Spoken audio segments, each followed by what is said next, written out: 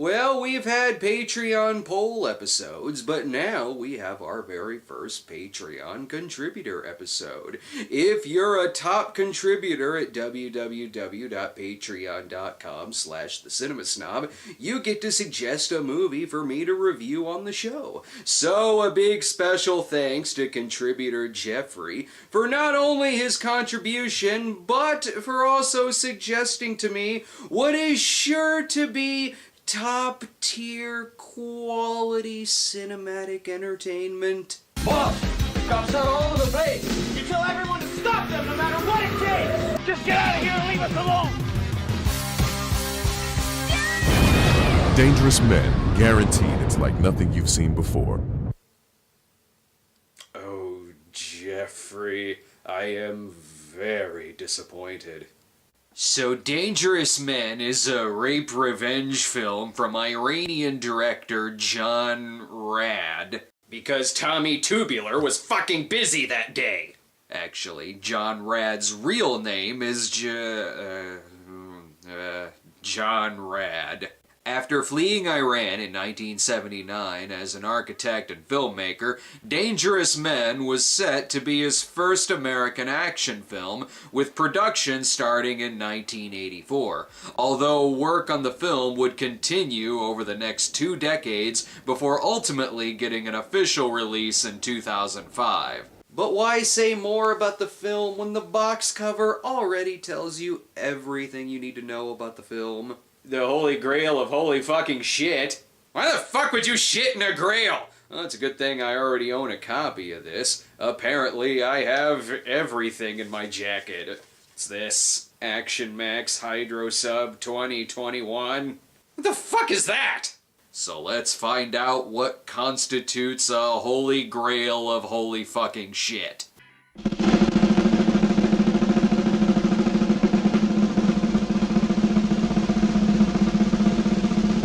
Already I can tell you that does not look like a trustworthy camera to shoot your movie on, even if it clearly shoots on film. Best be careful, these titles cause explosions. Good thing there's water there to put it out. It may say John S. Rad here, but for everything else, it's just John Rad, and I do mean everything else. Writer, director, music, executive producer. Hell, I think he may even be playing the waves. I don't know who this guy is, but if he gets 10 more people, he can reenact an Ocean's 11 poster. Whoever this is, he likes to walk.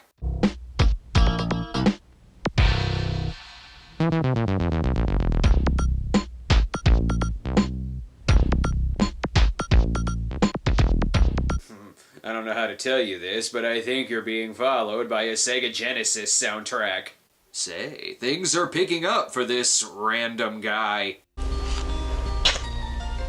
Thank you, baby. It's beautiful.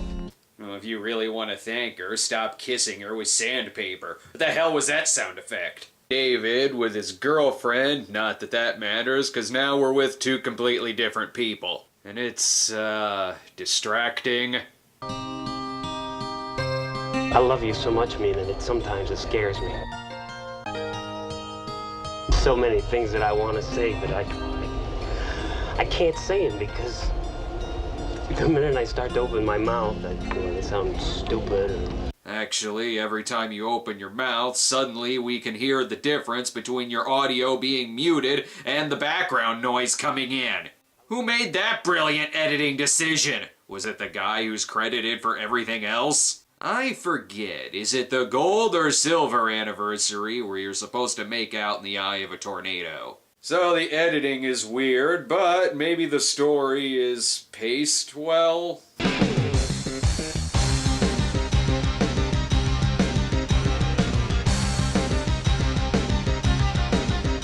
What the fuck? Meanwhile, in the ending of Fast Times at Ridgemont High... Quick, someone put a stop to this. Son of a bitch robbing my shop! Shut the fuck up. Fuck you up!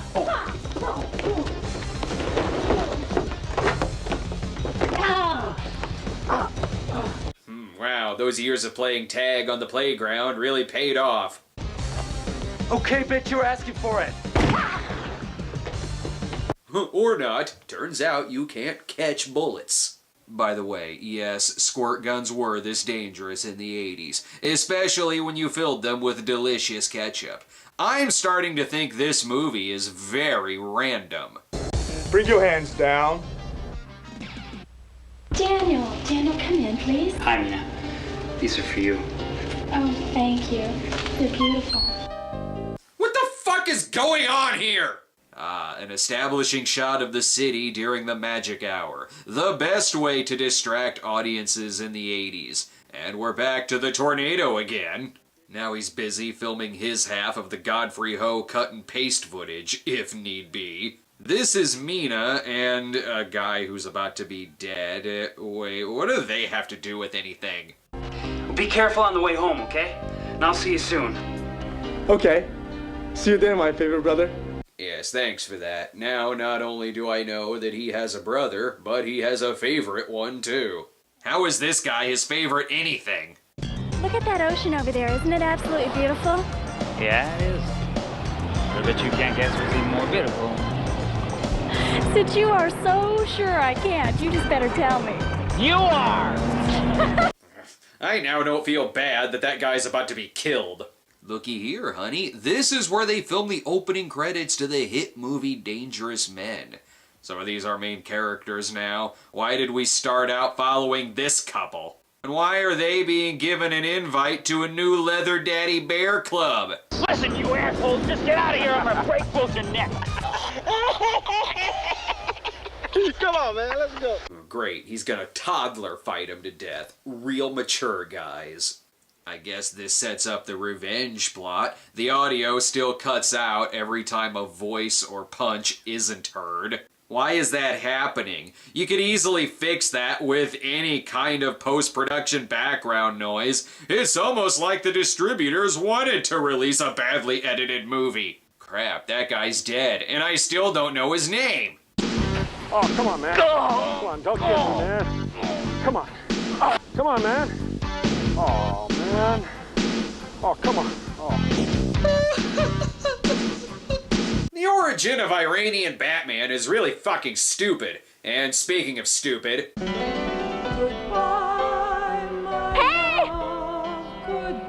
Hey, you! Wait! It's a fucking musical now? Don't worry, it still gets even more stupid. Hey, Tiger. Why don't you take me with you? What are you, crazy? You heard me, I mean it. I'm free now! What? Can you give it 5 minutes before going all I spit on your grave? Hell, even the worst revenge movies usually break for a funeral.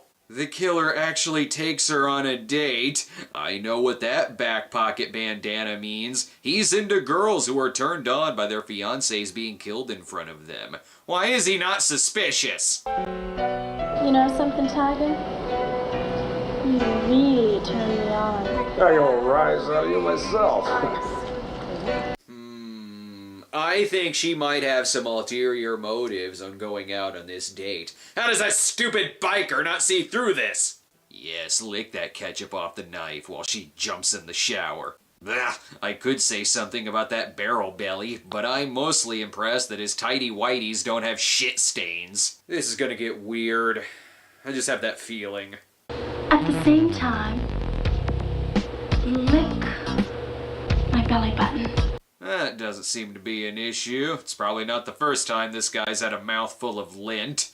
Oh, and the guy's dead now. This actually has nothing to do with him killing her fiancé. He just used too much teeth during his belly button job. He's not used to pleasing outies. You'll have to forgive me. I was a little distracted during the next set of scenes because the repetitive soundtrack does not stop playing.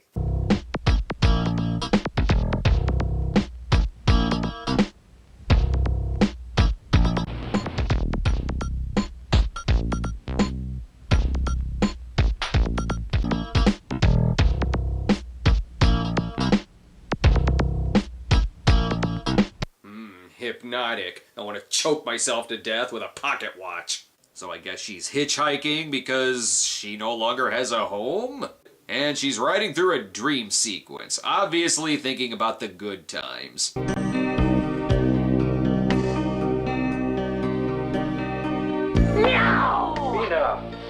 And then she went to go shit in her litter box. Yes, hitchhiking. I see this going well. Why should I pass up this kind of an opportunity? She's God's gift to a hen-pecked husband. I must admit, not the greatest Chevrolet tagline ever, but it picked up the mustachioed rape guy demographic. While she doesn't cut his dick off, she does send him running through the desert naked. Inconvenience, that'll show him. And then Mina goes off to... Wait, why are we still following this guy? Is he our new main character now? Whatever happened to these two? Von Kaiser really did lose everything after his loss to Little Mac. Good, now we're getting back to Mina's revenge story. Da ra rum dum dum dum dum da ra ra ra rum. Never mind, we get to see the guy naked dance as if he's reviewing Nudist Colony of the Dead. This screenplay is like someone hit it with a bat, and this is the result of the concussion. It's the movie equivalent of seeing stars above your head. Just look at this next scene. Innocent-looking kid like that made a fool of me. And maybe you are an old fool. What am I going to say to anyone in my family who sees me, or anyone else who sees me? That someone stole my clothes? I would believe that. The Rapist monologues shut down after only one show, probably due to the stage smelling like ball sweat. And the fact that it was called The Rapist Monologues. So now she's talking to her brother or friend? I love you, Dad. Oh, my mistake. It's her father. I forgot that he was clearly 2 years old when she was born. And so what was with that flirty meowing shit? Hey, David's back. He's a cop who is also trying to find the rape bikers. He's very important since he has no lines in this scene. And I think we have even more characters. I love you, baby, but I'm a cop. I have no control over my time. Baby, you would make time if you love me. I want you today. Who the fuck are you two? And again, why do they all look like Richard Harrison is listening in to their calls? Mina has some downtime, so she picks up a hooker, I think. Hard to tell who hookers were in the 80s, since everyone had bedhead. So why did Mina pick her up? You see, I want to be one of the girls of the night, but I don't know anything about it. So I really need your help. Well, that's easy. Upside is your lesson's only about 5 seconds long. Downside, you're a meth head now. Great, now we have to hear the hooker's monologue. I could be killed at any time. Any place. Please. Stop trying to act in this movie. And at least you're not working for this guy.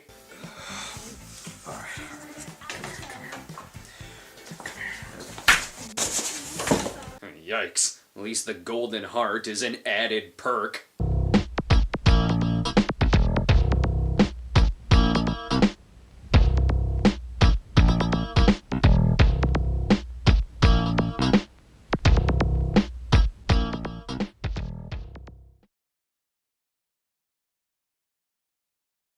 And at this point, who needs dialogue when you have funky music?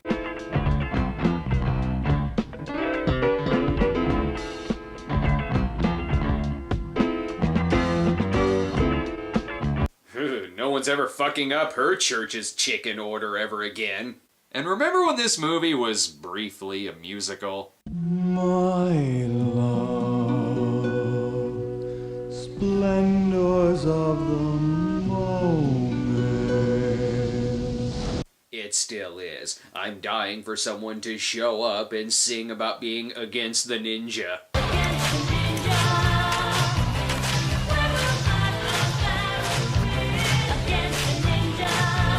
At least Miami Connection knew how audio worked. Kinda. Gee, did this movie take a long time to make? I can't tell by the fact that her hair is growing longer and longer by the minute.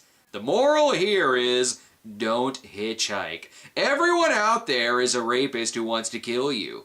But on the bright side, someone's there to kill them first. She gets rid of the body by putting him in the backseat of Toonces the Driving Cat's car.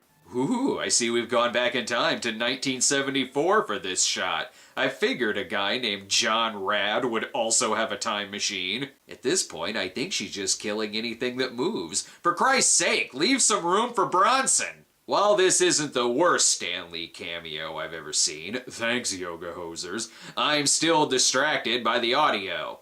Well, you're too close to the case. McClane is in charge. That's no answer. My brother was murdered. His fiancée is missing. What do you want me to do? Sit on my thumbs and wiggle my toes? Hey, maybe you should put down the phone and just listen to the tape recorder that's clearly playing in your office. So I guess someone out there is known as the mysterious tramp murderer? Or he just goes around killing Charlie Chaplin impersonators? What do the cops have to say? It only makes sense that she was there with him, willingly or unwillingly. Then a biker shows up dead at the motel. I talked to the motel owner and he seemed to think that Mina was the one that was with the biker. Why go for a second take on that reading? After all, he technically got all the words out. David is gonna take care of those bikers himself. You know, the bikers who haven't been seen since we saw both of them killed. Just think, if this were made 15 years earlier, this would be the perfect place for a Colonel Sanders cameo. Isn't that the most wonderful chicken you ever ate? Real biker movies never reveal their secret herbs and spices. David prefers going to this bar. It's where the most people confuse him for being Taylor Negron. And where the most dangerous bikers hang out. He goes by the name of Black Pepper, deals drugs, and he's killed more men than the Nam War. He also has the power of over-exaggerating a lot. One of the bikers follows a girl outside, where apparently, instead of an alley or a parking lot, it's a beach. Was that one of those magic doors that opens up to wherever you want your next scene to be? David himself even passes through the magic door so that he can stop the girl from being raped. So this is David's revenge movie now? Whatever happened to the movie being about Mina, which was at first still about David? What the fuck, movie? They decide to drive home since they lost the magic portal to send them back to the bar. I guess these guys have to find something to pass the time now that Duck Dynasty is going off the air. David sets the girl up as bait, and lo and behold, she is instantly carried away. Too bad he's pretending to have his foot stuck. So, anytime, David. Worst cop ever. There, you're free. Now move your ass.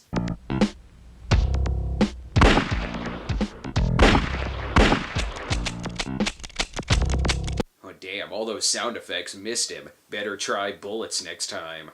David puts the bastard under arrest while the movie has other priorities.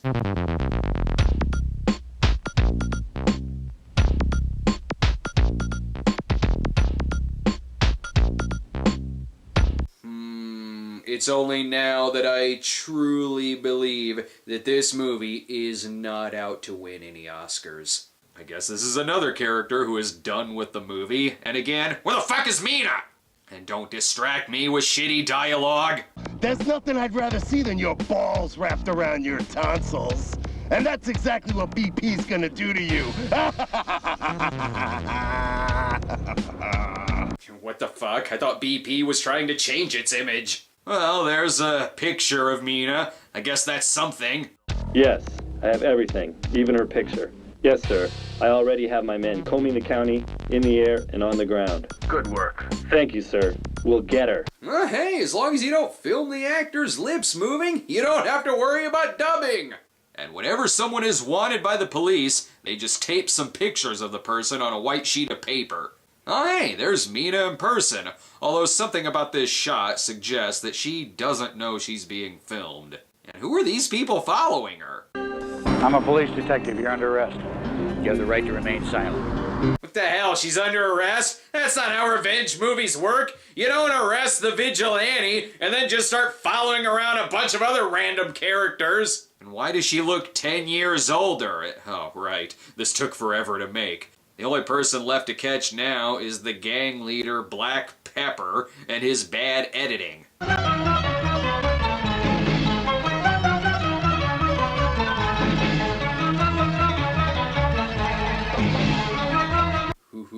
Say, I really want to eat at a Planet Hollywood now. I don't know who set up this camera in Bret Michaels' trailer, but I want out of here now. Especially before this scene starts.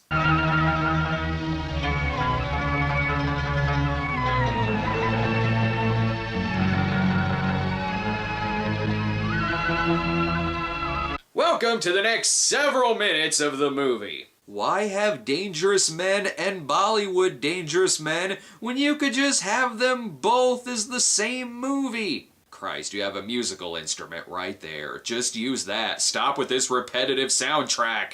Anything to prevent this sex scene.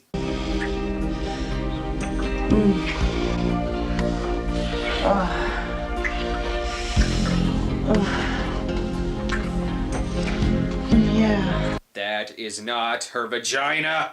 Is it just me, or does Black Pepper look more like a sugar cube? I'm just gonna go ahead and say it. The world was not ready for a White Snake sex tape. Meanwhile, nice of David to pull over so he can get ambushed, unless something else is going on here. Put your guns down and put your hands on top of your head. Stay where you are. Don't make a move. The fuck? I don't see dangerous men at all. All I see is a bunch of fucking convenience. This is really throwing off Black Pepper's groove. Boss, cops are all over the place. You tell everyone to stop them no matter what it takes. Oh, okay. Even if it takes throwing your undies over someone's face. The cops come in, but I'm pretty sure the only person they arrest is a random ghost. I'm not sure that's a real police uniform or a police weapon. Black Pepper's back door opens to the same portal that sends him to the rocks. But nothing will free him from this fight scene.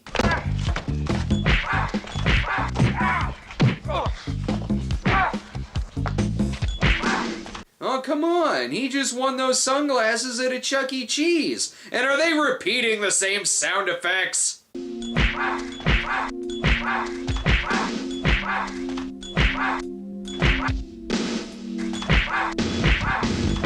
Ugh. Well, on the plus side, they're not muting the movie between sentences anymore. There is truly some Blair Witch-style hauntings going on here. How else do you explain Black Pepper fleeing, then magically appearing in front of the cops again, then transporting out in the middle of nowhere? Oh, and Stan Lee as Indiana Jones is our main character now. What the fuck? While I said that joke, he's now magically in someone's neighborhood? This movie doesn't know what geography is. Thankfully, he breaks into the house of someone who raided the props from a Nazi-exploitation movie. You never see a roaming member of Twisted Sister coming until it's too late. Oh, and by the way, this is the end of the movie.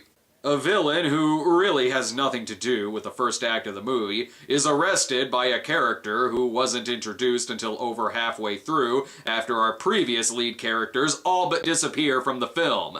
These plots don't intersect, they just jump through a fucking wormhole. Holy grail of holy fucking shit! That quote has some truth to it.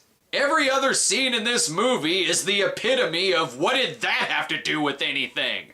While the film had an extremely limited run in Los Angeles in 2005, bringing in a total of $70, the film received a giant cult following when given a re-release by Draft House Films, complete with this DVD and Blu-ray double set. Sadly, the film's auteur John Rad didn't get to witness his film gain an audience, as he passed away from a heart attack in 2007. But somewhere he is up in the sky and smiling down on us because his movie has given joy to lovers of truly what the fuck cinema.